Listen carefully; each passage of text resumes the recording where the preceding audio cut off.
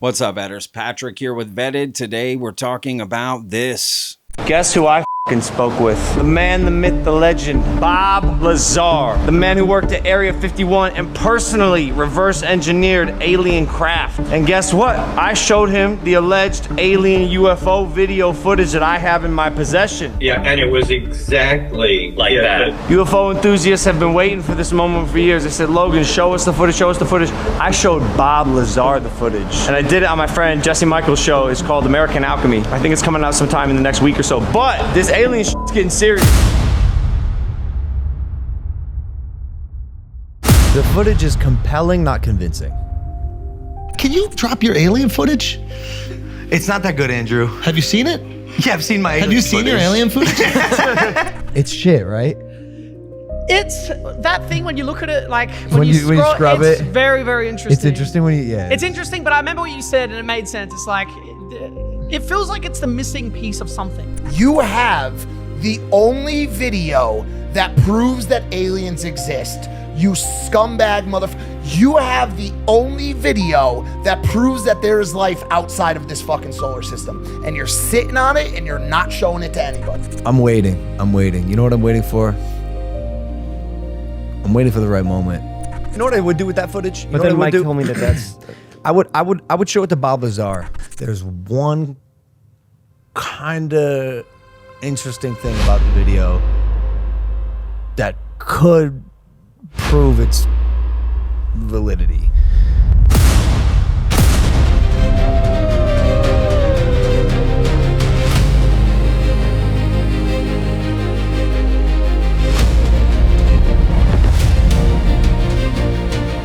All right, Vetters, please hit that like button. That really helps out the videos. And of course, if you're not already subscribed, hit that subscribe button. All right, Vetters, so what's today's video about? Well, I've got a story to tell you. So let's begin.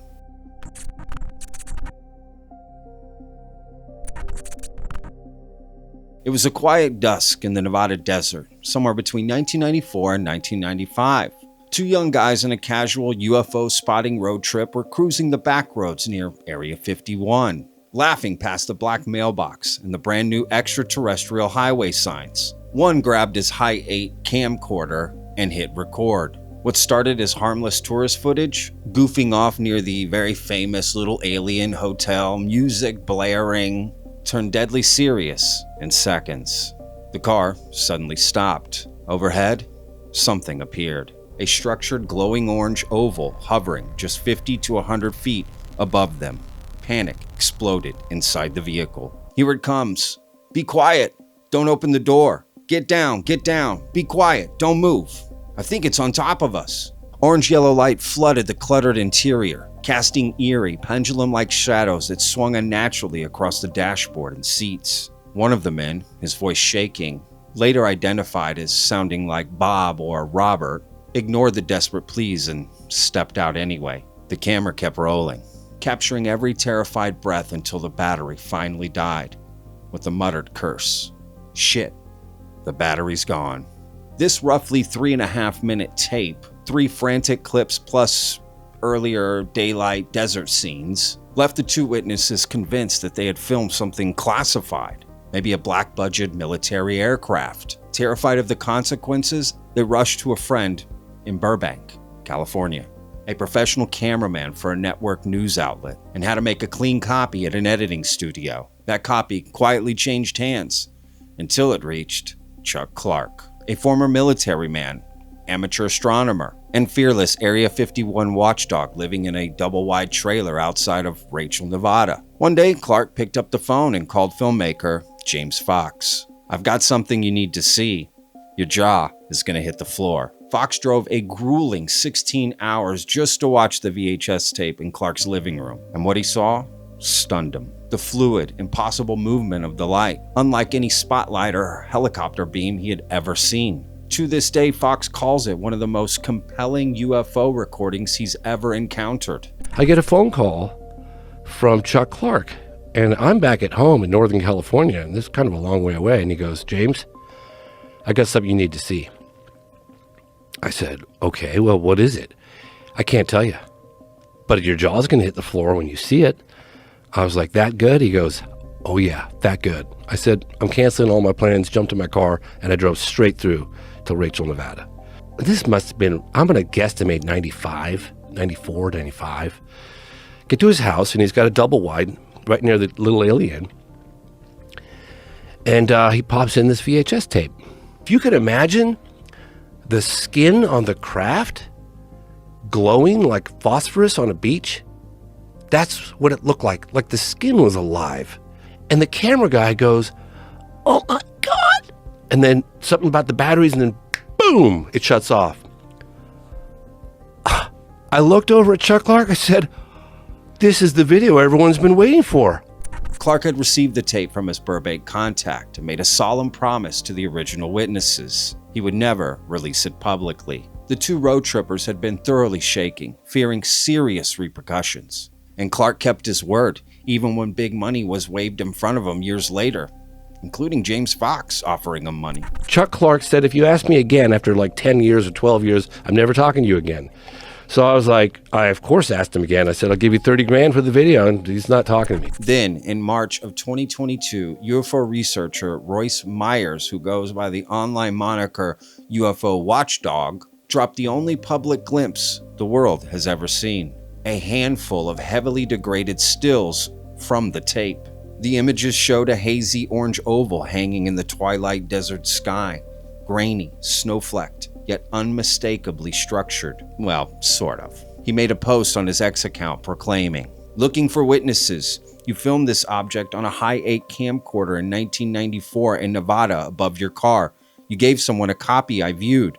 Please contact me. Myers described the raw fear in the men's voices, the orange glow swallowing the car's interior, and the structured craft hovering dangerously close. He made it clear he respected the privacy pledge, but was actively hunting for the original Hi-8 recording before it ultimately deteriorated. How come no one's acquired this? So I said to Chuck, oh my God, this is great. I can use this in my movie, right? Great. He goes, oh no, they're terrified. I said, well, look, just put me in touch with the guys. You don't have to give. But wait a minute, they're terrified, but they give it to a guy who lives in a trailer? I'm just telling you. Do you know what I'm saying, though? Absolutely. Hey, I'm really terrified. I don't want this getting out, but I'm going to give it to you. I get it. Guy who lives in a trailer. I get it. What does this guy do for a living? He was a former military guy, and he's retired. But just a retired military guy for a out in minute a trailer. here. This guy's a Fed. So that he doesn't even live there. But no, he probably put on some fucking overalls so the story to hang gets out better. with you. The story is gets his better. name Ray Epps? I know, Joe. Believe me, I get it. But the story gets better. Okay, Sit tight. The thread erupted. Users swapped theories, cleaned up animations, and compared it to other sightings. Skeptics fired back, calling it a spotlight or a prank gone wrong. Rumors swirled, including one that famous YouTuber and influencer Logan Paul had secretly recorded it at Chuck Clarke's house, something Myers debunked in that same thread, saying he was there. That didn't happen. So Logan Paul, he's like, I want to go to this guy's house. I said, hey, I got the guy. He's got the information. Logan's like, this is all behind the scenes. So Logan Paul takes, I put him in touch with this guy, and this guy lives in the middle of nowhere. I mean, it was like Logan Paul takes a Mercedes with a bunch of guys and $100,000 in cash, a big brick. And he goes out to this guy's house in the middle of the desert. And Logan calls me in the middle of nowhere. He's like, you sure your contact's legit, dude? My phone doesn't work. I'm in the middle of nowhere. I got $100K cash in my pocket, and I can't find this guy. I said, no, I'm sure he's good, And so Logan goes in there and meets Chuck Clarke. And Chuck Clarke's like, yeah, I got the tape right here. And so he says, I'll give you $100,000 for it. And the guy says, no way. And so Logan Paul, going to reveal this for the first time, Logan Paul has got a button camera on his dress, on his clothes. So Logan Paul's like, all right, well, this guy doesn't want to, he's going to die with it. So let's get this thing on camera. So Logan's like, well, let me see it at least. So Logan looks at it with his thing and, could you show it to me again? Gets another angle, and then he leaves. But more on that in a second. Questions hung in the air. Who had seen the full tape? Why was it still being gatekept? Would the witnesses ever come forward? Chuck Clarke remained firm. In interviews, Chuck confirmed mid-90s landmarks, such as the extraterrestrial highway signs when you're headed out to Area 51, were in the video, and the raw, unedited, amateur feel of the footage. He had digitized the copy he possessed, but he remained firm in his promise. He wouldn't be selling this video. The person now holding the only known copy, Chuck Clarke, simply wants to keep his word. No drama and no social media. To this day, the video remains locked away or potentially hidden, buried out in the desert. Only those haunted stills and the frightened whispers from the audio remain public. James Fox still calls it jaw-dropping. Logan Paul teases it on podcasts. And even Bob Lazar vouched for its authenticity. Yet, the original witnesses, they're still silent. The High 8 tape itself remains hidden in the desert shadows. Ufology's ultimate what if. A terrifying close encounter captured on camera, hidden by fear and a promise kept. If that footage ever surfaces, it could change everything. Until then, that orange glow continues to haunt the Nevada dusk. Now let's get back to this Logan Paul connection. Can you drop your alien footage? It's not that good, Andrew. Have you seen it? Yeah, I've seen my alien Have you seen your alien footage? Sometime in late 2021 or early 2022, Logan Paul, chasing the legend, showed up at Clarke's place with $100,000 in cash. I offered him $100,000 for this tape after I had seen it. Was it worth it? Would it be worth $100,000? Let me tell you this, he should have fucking taken the money because I got the footage anyway. Clarke refused to sell or release it, honoring his promise to the terrified original witnesses. Why did this guy meet with you? Yeah, that might be the best question. That might be the best question. I'll tell you why. I found a private investigator who had made some sort of connection with the guy, and the private investigator essentially led me to him, convinced Chuck to show me and him the video. I get contacted a couple of years ago by a guy who goes, I saw that video too. Then another guy contacts me and he goes, I'm a private investigator and I find people. I said, well, his name's Chuck Clarke. Go to it. So he finds him. Undeterred, while watching the footage, Paul secretly recorded the screen with a hidden button camera. Would not sell you the footage for a rack of hundreds, right? So you said, hey man, do you mind just showing it to me? And while he showed it to you, you recorded it on a secret fucking camera. What do you want from me, bro? I'm a sneaky Oh, little you stole fuck. the footage. I'm a sneaky little fuck. Oh, that's sick. That grainy, degraded bootleg became Logan Paul's UFO private prize. And I'll tell you why I did that, because it's a little twisted. It's a little twisted of me to put on a small button camera and go film UFO footage that isn't mine. Here's the thing though, it's not his either. It's not. The people who shot it gave it to him and expected that he would keep it hidden for himself. It's not his footage. He's keeping what I thought at the time, important UFO, alien, extraterrestrial proof in his possession and not showing it. Like, why? I think that is doing a disservice to the world. Like, what's the because you said you wouldn't share it. Not gonna do it. From the start, Paul was open publicly about what he would do with the footage, saying he wouldn't release it until he could validate it. I'm waiting. You know what I'm waiting for? I'm waiting for the right moment. And the one person he wanted to show it to was Bob Lazar himself, to ask if the craft matched what Lazar had seen inside secret facilities at S4. You know what I would do with that footage? You But know then what I Mike would do? told me that that's... I would show it to Bob Lazar. Do you know who Bob Lazar is? Yeah, Bob Lazar. Bob Lazar. He worked at S4 allegedly, on an alien aircraft that had an anti-gravity device. I watched the Rogan interview with him.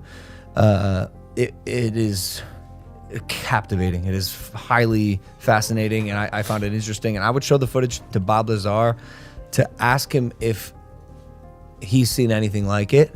And in that case, maybe if he can verify the legitimacy of this tape, then maybe I would release it. And now, in April 2026, that moment has finally arrived. Guess who I spoke with? The man, the myth, the legend, Bob Lazar. The man who worked at Area 51 and personally reverse engineered alien craft. And guess what? I showed him the alleged alien UFO video footage that I have in my possession. Yeah, and it was exactly like that. UFO enthusiasts have been waiting for this moment for years. They said, Logan, show us the footage, show us the footage. I showed Bob Lazar the footage. And I did it on my friend Jesse Michael's show. It's called American Alchemy. I think it's coming out sometime in the next week or so. But this alien shit's getting serious. Now, some interesting points here. Chuck Clarke says the extraterrestrial highway signs are in the video. The only problem is those signs weren't installed until April 1996. So 1 to 2 years before this video was allegedly recorded. So how is that possible? Now, the other interesting part is that those signs were put in to basically help with promotion for the box office global hit, the UFO invasion film, Independence Day. And I can confirm, because I've been to Rachel, Nevada, out to Area 51, and I've seen a little monument that they have for Independence Day there just outside of Little Alien to coincide with all of it. So how does that make any sense? All right, guys, storms are brewing. We're here in Rachel, Nevada, just outside of the back gate entrance to Area 51.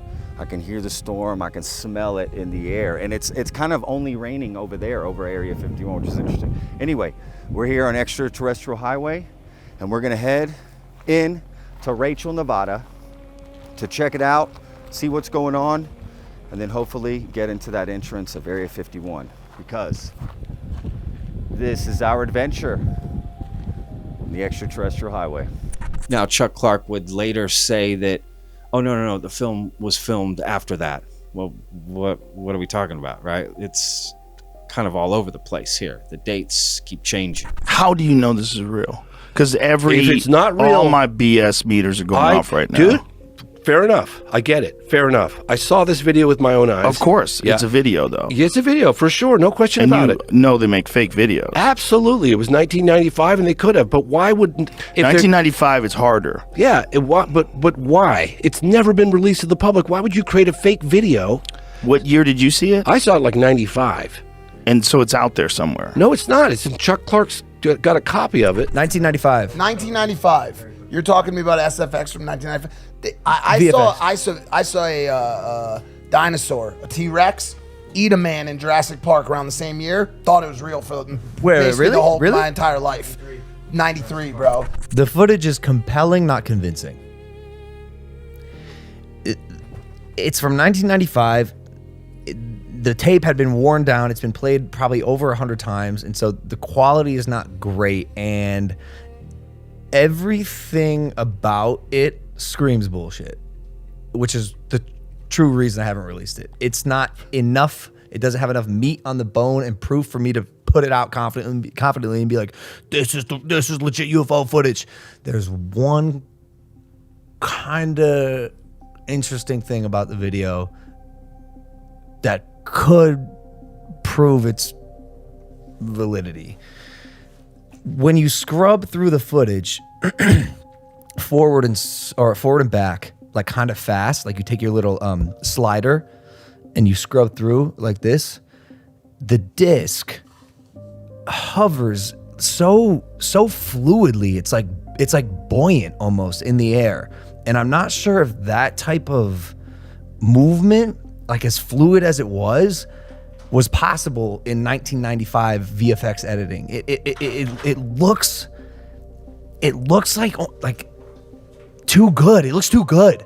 And it's the one compelling thing about this video where I'm like, maybe that's something. But I don't, like I said, I just don't have enough information at the moment to confidently release this video unless I can prove that it is somewhat legit. And maybe Bob Lazar can help me. And another thing is, Chuck Clarke is really good friends with Bob Lazar, or at the very least, very friendly with Bob Lazar, as Chuck Clarke is specially thanked in the brand new S4 Bob Lazar story documentary that just got released. So surely Bob has seen or heard of this video.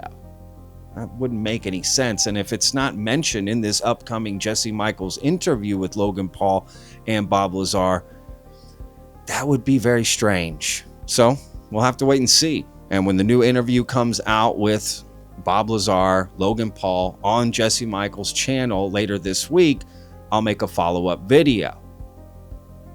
So until then, to be continued.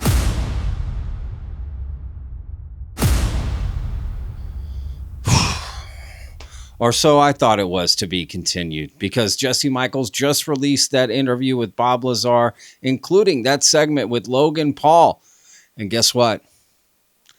They showed part of the video. So let's get into this, y'all. The video is not over, and if you stuck around, you get this part. Logan has been sitting on this footage for almost a decade now, and I'll spare you the crazy details as to how he obtained it. But he's obsessed with UFOs and thinks this video should be out for the benefit of the public.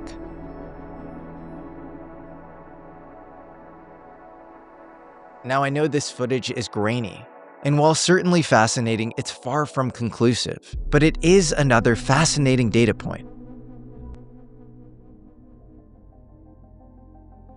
All right, so, well, my first thoughts are, first of all, Logan has not been sitting on this footage for almost a decade. It literally was the end of 2022 or beginning of 2023. So it's only been 3 years, maybe 3.5 years. That's first. And I'm sure just Jesse misspoke there. But now we see some of the footage. I have to be honest. This is not looking good, if you ask me. All right, now I'm not trying to poison the well. I'm just saying, me personally, this is not looking good. But let's continue, because there's more. I gotta say, Bob, it is an honor to meet you, man. Absolute legend. What a privilege to talk to you. Oh, thanks. Good to meet you. I don't know if Jesse gave you any context to why I wanted to talk to you. They have a bit, yeah, but maybe let me rehash it. Okay. So, Bob, check this out. Okay. I have in my possession UFO footage that has a story behind it that is compelling but not convincing. And I've been waiting to just do something with this footage or receive confirmation of sorts.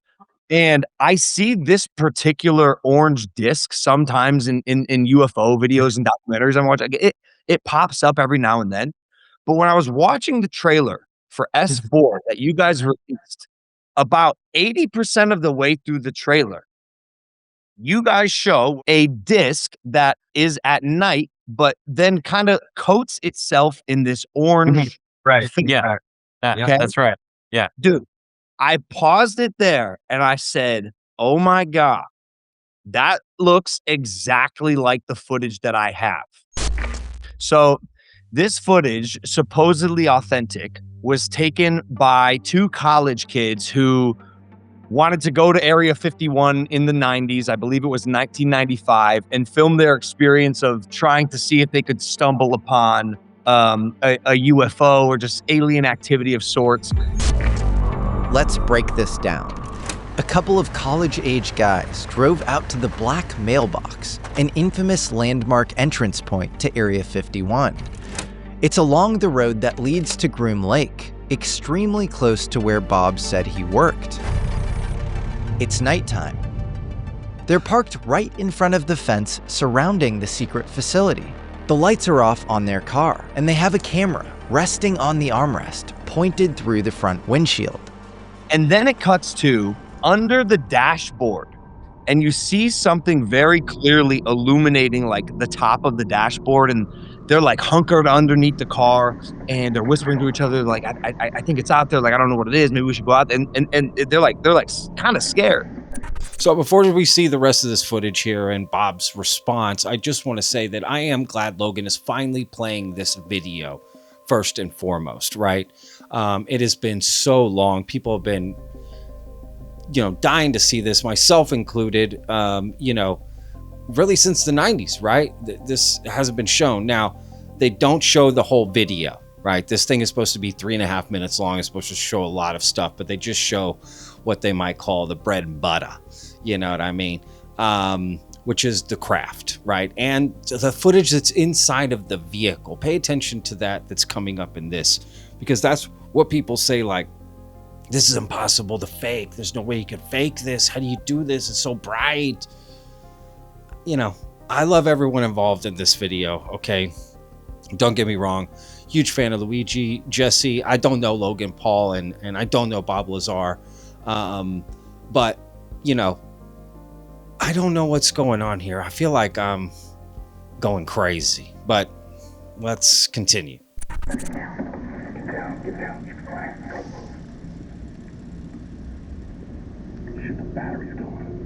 Then something appears just beyond the glass.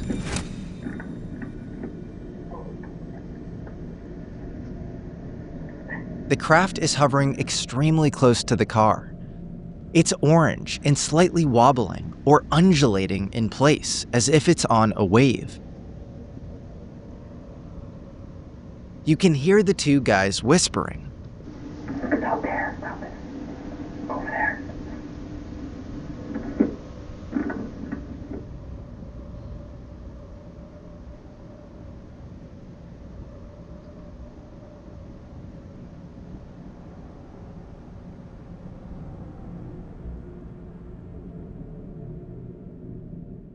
Yeah, that to me is exactly how it was described by Bob. It's exactly like your hand did. Your hand did. Yeah, this. it's moving the right way. Yeah, It's the right color and it's the right shape.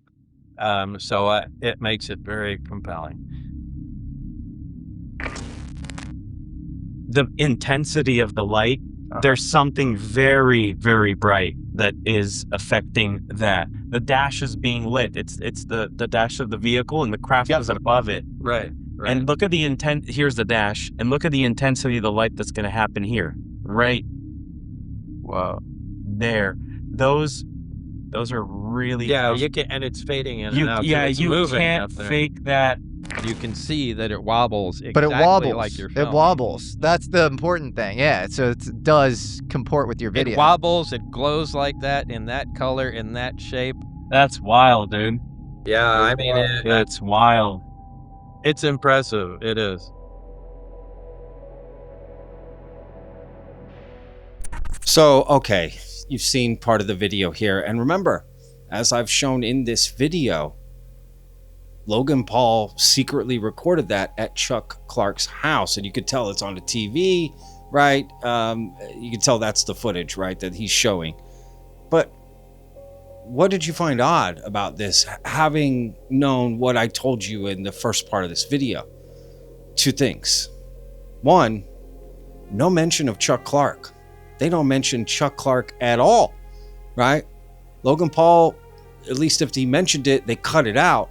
But there's no mention in this final edit of Chuck Clarke. Hey, where'd you get the footage, right? Why wouldn't Bob ask that? Where'd you get this footage? Chuck Clarke. Oh, I know Chuck Clarke. Right? Bob knows Chuck Clarke.